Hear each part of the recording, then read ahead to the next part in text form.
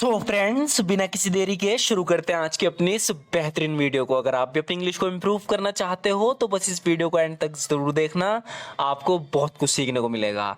बाकी वीडियो की तरह आज भी हम बेसिक एंड एडवांस दोनों ही सेंटेंस देखेंगे, ताकि जो बेसिक वाले हैं वे भी सीख पाएँ कुछ और जो एडवांस वाले हैं वे भी। तो यहाँ पर ये कह रही है कि हमें थोड़ी और ज़्यादा मेहनत करने की ज़रूरत है। इसके दो एक तरीके देखेंगे, इसे हम कैसे बोल सकते हैं। हमें थोड़ी और ज़्यादा मेहनत करने की ज़रूरत है, तो हम कह सकते हैं कि we need to put in का यूज करेंगे। We need to put in a little more effort लगा रहे हैं हम, एफर्ट यानी प्रयास कर रहे हैं, मेहनत कर रहे हैं, लेकिन कुछ हो नहीं रहा। तो कह रही कि हमें थोड़ी और ज्यादा मेहनत करने की जरूरत है, यानी पुट इन करने की जरूरत है, एफर्ट और ज्यादा। We need to put in a little more effort, हमें थोड़ी और ज्यादा मेहनत करने की जरूरत है। हम ऐसे भी कह सकते हैं कि a little extra hard work is required. A little extra hard work is required, यानी हमें थोड़ी और ज़्यादा मेहनत करने की ज़रूरत है। कहने का मतलब है थोड़ा और मेहनत की ज़रूरत है इसमें। A little extra hard work is required.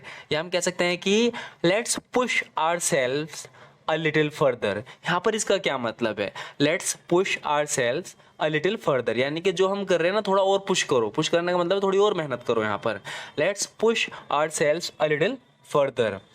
मैं इससे ज़्यादा मेहनत नहीं कर सकती। देखिए रहेगी I can't work harder than this. I can't work harder than this, यानी मैं इससे ज़्यादा मेहनत नहीं कर सकती। I can't work harder than this, ये तो बेसिक है। थोड़ा एडवांस में देखें तो हम कह सकते हैं कि I can't put in more effort than this. शुरू में देखा था ना हमने, पुट इन एफर्ट। तो जब भी हम पुट इन एफर्ट की बात करते हैं, प्रयास की बात यानी मेहनत की बात करते हैं। जैसे कि यहाँ पर ही कह रही है कि I can't work harder than this, यानी मैं इससे ज़्यादा मेहनत नहीं कर सकती। या हम बोलेंगे I can't put in more effort than this. I can't put in more effort than this, यानी मैं इससे ज़्यादा मेहनत नहीं कर सकती। इतनी मेहनत करने के बावजूद भी हमें कुछ नहीं मिला। आगे कह रही है कि despite putting in so much effort. देखो फिर से पुट इन का यूज हो रहा है ताकि आप अच्छे से समझ पाओ। Despite putting in so much effort we didn't get anything. Despite putting in so much effort we didn't get anything, यानी इतनी मेहनत करने के बावजूद भी हमें कुछ नहीं मिला। Despite putting in so much effort we didn't get anything. आप इसे ऐसे बोल सकते हैं कि we got nothing despite all the hard work. मेहनत के लिए हार्ड वर्क का भी यूज कर सकते हैं हम। वी गोट नथिंग, हमें कुछ नहीं मिला। Despite all the hard work, इतनी मेहनत के बाद भी हमें कुछ नहीं मिला। We got nothing despite all the hard work. या आप कहोगे despite putting in so much effort we didn't get anything. दोनों का मतलब है कि कितनी मेहनत के बाद भी हमें कुछ नहीं मिला। मैं तुम्हारी बात से सहमत हूँ। यहाँ पर कह रहा है कि आई एग्री विद यू। बहुत ही सिंपल सेंटेंस है, बहुत ही बेसिक है, कोई भी बोल सकता है जिस पर थोड़ी सी भी इंग्लिश आती हो। मैं तुम्हारी बात से सहमत हूँ, I agree with you. I agree with you, मैं तुम्हारी बात से सहमत हूँ। लेकिन अगर इसे हम थोड़ा एडवांस में कहें तो हम कह सकते हैं कि I am of the same opinion as you. इसका मतलब क्या है? यहाँ पे कहना चाह रहा है कि I am of the same opinion as you, यानी जो तुम्हारी ओपिनियन है वही मेरी है। कहने का मतलब मैं तुम्हारी बात से सहमत हूँ। I am of the same opinion as you. या तो आप बिल्कुल सिंपल ऐसे बोल दो आई एग्री विद यू, या आप कह दो I am of the same opinion as you. अब और मेहनत करने का अब और मेहनत करना बेकार है, कुछ नहीं होगा। यहाँ पर कह रहा है कि there is no use in continuing to work hard. There is no use in continuing to work hard, यानी अब मेहनत और करना बेकार है। नथिंग विल हैपन, कुछ नहीं होगा। या आप ऐसे बोल सकते हो कि there is no point in putting in. फिर से पुट इन आ गया, मेहनत की बात चल रही है। There is no point in putting in more effort now, nothing will come out of it, यानी इससे कुछ नहीं होगा, ज्यादा मेहनत करने से कोई फायदा नहीं। There is no point in putting in more effort now, nothing will come of it. मैं तुम दोनों से सहमत नहीं हूं। यहां पर वो कह रहा था कि मैं तुमसे सहमत हूं, यहां पर इन दोनों की बात सुन के कह रही है कि मैं तुम दोनों से ही सहमत नहीं हूं। अब इसे इंग्लिश में हम कैसे कैसे बोल सकते हैं? हमें कह सकते हैं कि आई disagree with both of you. Simple English है, बेसिक इंग्लिश है, कोई भी इजीली बोल पाएगा।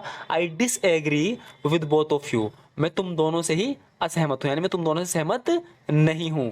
आई disagree with both of you.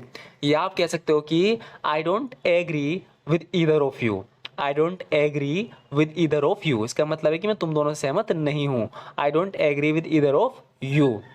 जब तक मैं कामयाब नहीं होती मैं मेहनत करती रहूंगी। ये कह रही है कि तुम मेहनत करना छोड़ दो, मुझे कोई फर्क नहीं पड़ता, लेकिन जब तक मैं कामयाब नहीं होती मैं मेहनत करती रहूंगी। As long as I don't succeed, as long as I don't succeed I will continue to work diligently. Diligently का मतलब है लगन के साथ मेहनत करना। As long as I don't succeed I will continue to work diligently। या ऐसे कह सकते हैं कि I won't stop working hard until I achieve success। I won't stop working hard until I achieve success, यानी जब तक मैं अचीव नहीं कर लेती कामयाबी, मैं मेहनत करने नहीं छोड़ूंगी। मैंने इस काम को 2 साल दिए हैं। यहाँ पर अपने बारे में बता रही है कि इस काम को मैंने 2 साल दे दिए हैं। हम सिंपल इंग्लिश में भी कह सकते हैं कि आई हैव गिवन का यूज़ कर सकते हैं, लेकिन जो बेहतरीन तरीका है इंग्लिश में बोलने को है I have dedicated 2 years of my life to this project. I have dedicated 2 years of my life to this project, या वर्क भी बोल सकते हैं हम, यानी मैंने इस प्रोजेक्ट को, इस काम को 2 साल दिए हैं। तो क्या बोलेंगे? डेडिकेटेड किए हैं, डेडिकेट किए हैं। I have dedicated 2 years of my life to this project. या हम कह सकते हैं कि I have been working on this project for 2 years। I have been working on this project for 2 years।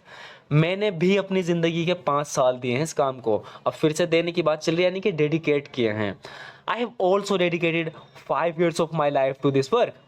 I have also dedicated 5 years of my life to this work, यानी मैंने भी अपनी ज़िंदगी के 5 साल दिए हैं इस काम को। I have also dedicated 5 years of my life to this work. या हम ऐसे भी तो कह सकते हैं कि आई टू हैव इन्वेस्टेड, यहाँ पर हम इन्वेस्टेड का यूज़ भी कर सकते हैं डेडिकेटेड की जगह। हम कह सकते हैं कि I too have invested 5 years of my life into this. I too have invested 5 years of my life into this, यानी मैंने भी अपनी ज़िंदगी के 5 साल दिए इस काम को। I too have invested 5 years of my life into this. या तो आप ऐसे बोलोगे I have also dedicated 5 years of my life to this work. क्या ऐसे? I too have invested. और मेरी मेहनत बेकार नहीं गई, कह रही कि 5 साल देने के बाद ऐसा नहीं कि मैं कुछ कामयाब नहीं हुई, मेरी मेहनत बेकार नहीं गई। And my hard work did not go in vain. And my hard work did not go in vain, और मेरी मेहनत बेकार नहीं गई। And my hard work did not go in vain. या हम कह सकते हैं कि and my efforts were not wasted. And my efforts were not wasted, यानी मेरी जो प्रयास थी, मेहनत थी, वो वेस्टेड नहीं हुई, वो बेकार में नहीं गई। My hard work did not go in vain. जैसे मैं रेस्टोरेंट में जाने वाला था वो बाहर आया। बता रहा है कि as I was about to go in to the restaurant. As I was about to go in to the restaurant, यानी जैसे ही। यहाँ पर जैसे ही के लिए हमने यूज़ किया है एज का। As I was about to go in to the restaurant, यानी जैसे मैं रेस्टोरेंट में जाने वाला था, वाला था इसके लिए यूज़ होता है अबाउट टू का, है ना। तो थोड़ा ध्यान से देखना इसे। As I was about to go in to the restaurant, यानी जैसे मैं रेस्टोरेंट में जाने वाला था, ही केम आउट, वो बाहर आया। शुरू में तो मैं उसे पहचान ही नहीं पाया। आगे बता रहा है कि एट फर्स्ट, यानी शुरू में, at first I couldn't recognise him. At first I couldn't recognise him, यानी शुरू में तो मैं उसे पहचान ही नहीं पाया, लेकिन उसने मुझे तुरंत पहचान लिया। But he recognised me immediately. But he recognised me immediately, यानी उसने मुझे तुरंत पहचान लिया।